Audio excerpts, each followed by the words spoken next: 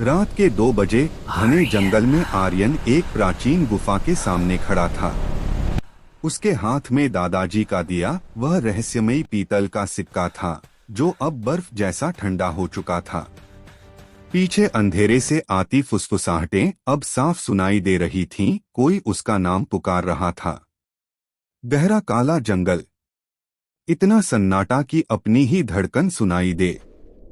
सिर्फ सूखी पत्तियों के टूटने की चरमराहट गूंज रही थी। जमीन के बिल्कुल करीब, जैसे कोई रेंगता हुआ चुपचाप आर्यन का पीछा कर रहा हो। अंधेरे के बीच एक मशाल की कापती हुई रोशनी दिखाई दी। आर्यन तेजी से आगे बढ़ रहा था। उसके चेहरे पर पसीने की बूंदें डर की तरह चमक रही थीं। वह गहरी सांसें ले रहा था और हर सांस के साथ ठंड के कारण उसके मुंह से सफेद भाप निकल रही थी। अचानक पीछे से एक भारी गड़गड़ाती हुई आवाज आई, जैसे कोई बहुत बड़ा पत्थर जमीन पर घसीटा जा रहा हो। आर्यन के कदम वहीं थम गए। उसने सामने देखा।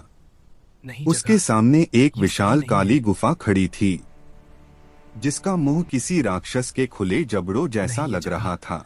ये सही नहीं अंदर से ठंडी हवा बाहर आ रही थी, मानो अंधेरा सांस ले रहा हो। जैसे ही आर्यन डरते डरते गुफा के पास पहुंचा, अचानक गुफा के अंदर से हजारों काली परछाइयां फूट पड़ी। वे परछाइयां सीधी आर्यन तरफ झपट रही थीं। आर्यन पीछे हट भी नहीं पाया था कि तभी गुफा की दीवार से एक ठंडा नीला हाथ बाहर निकला।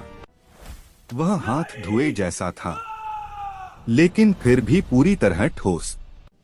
अगले ही पल उस हाथ ने आर्यन की शर्ट का कॉलर पकड़ा।